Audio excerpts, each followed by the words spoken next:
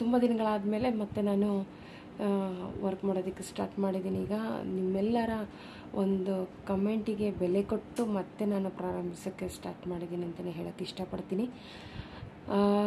ಇವತ್ತು ವಿಡಿಯೋದಲ್ಲಿ ಏನಂತ ಹೇಳ್ತೀನಿ ಅಂದರೆ, ಮೊದಲು ನಾನು ಟಾಪಿಕ್ಕು ಅಂದರೆ ಕ್ಲಾಸ್ 2 ತೊಗೊಂಡಿದ್ದೆ, ಇವಾಗ ಕ್ಲಾಸ್ 3 ಸ್ಟಾರ್ಟ್ ಮಾಡ್ತಿದ್ದೀನಿ. ಸೊ ಹೇಗೆ ಮಾಡ್ತೀವಿ ಅಂತ ನೋಡೋಕ್ಕೆ ಪೂರ್ತಿಯಾಗಿ ನೋಡಿ ವಿಡಿಯೋಸ್ನ. ನಿಮ್ಮ ಸಪೋರ್ಟ್ ನನಗೆ ಖಂಡಿತ ಬೇಕು ಅಂತ ಹೇಳೋಕ್ಕೆ ಇಷ್ಟಪಡ್ತೀನಿ. ಸೊ ಸ್ಟಾರ್ಟ್ ಮಾಡೋಣ. ಒಂದು ಸ್ಕ್ವೇರ್ ಬಾಕ್ಸ್ ಹಾಕ್ಕೊಬೇಕು. ಇದೇ ಥರ ನೋಡಿ, ನಾನು ಹೇಗೆ ಹಾಕ್ಕೊತೀನಲ್ಲ ಆ ಥರ ಸ್ಕ್ವೇರ್ ಬಾಕ್ಸ್ ಹಾಕ್ಕೊಬೇಕು.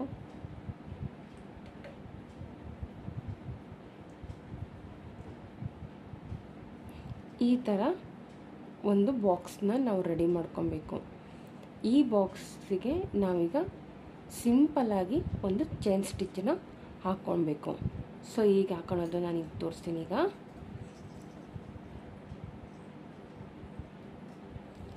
ಸಿಲ್ಕ್ ಥ್ರೆಡ್ ಮೂಲಕ ನಾವು ಈಗ ಚೈನ್ ಸ್ಟಿಚ್ಚನ್ನ ಹಾಕೋಂತ ಹೋಗೋದು. ಅರ್ಥ ಆಗಲಿಲ್ಲ ಅಂತಂದರೆ ದಯವಿಟ್ಟು ಕಮೆಂಟ್ ಬಾಕ್ಸಲ್ಲಿ ಮೆಸೇಜ್ ಹಾಕಿ, ನಾನು ನಿಮಗೆ ರಿಪ್ಲೈ ಮಾಡ್ತೀನಿ. ಸೊ ನಾನು ದೊಡ್ಡದಾಗೆ ಹಾಕೊತಿದ್ದೀನಿ ಚೈನ್ ಸ್ಟಿಚ್ಚನ್ನ, ನಿಮಗೆ ಕ್ಲಿಯರಾಗಿ ಕಾಣಿಸ್ಲಿ ಅಂತ. ಅದೇ ರೀತಿ ಇದು ಚಿಕ್ಕದಾಗಿ ಹಾಕೊಂಡ್ರೆ ತುಂಬ ಚೆನ್ನಾಗಿ ಕಾಣಿಸುತ್ತೆ. So next time chain stitch ಹಾಕ್ತಾಯಿದ್ದೀನಿ ನೋಡಿ. ಅರ್ಥ ಆಗ್ತಿದೆ ಅಂತ ನಾನು ಅಂದ್ಕೊತೀನಿ.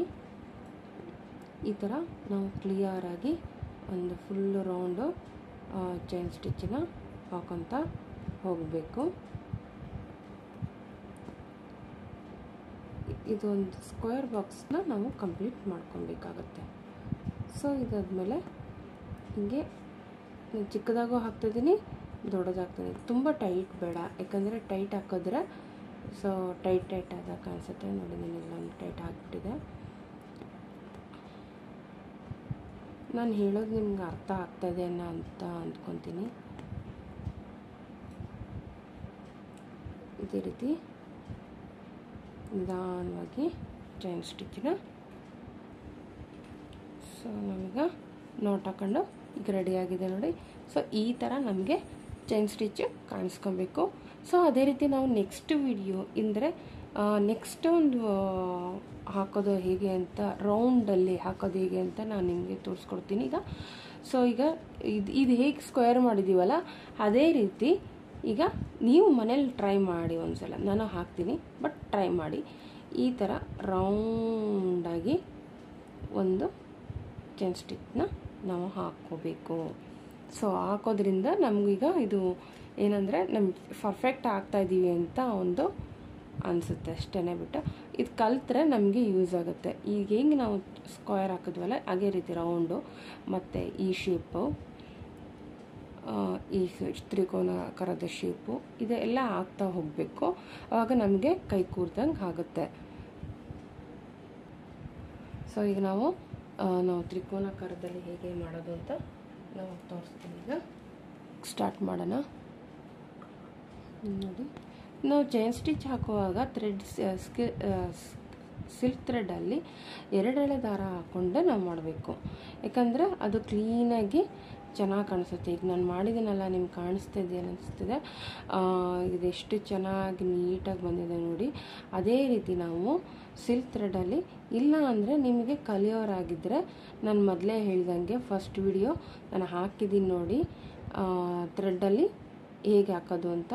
ಸೊ ಆ ರೀತಿ ಹಾಕೊತ ಹೋಗ್ಬೇಕು ನೀವು.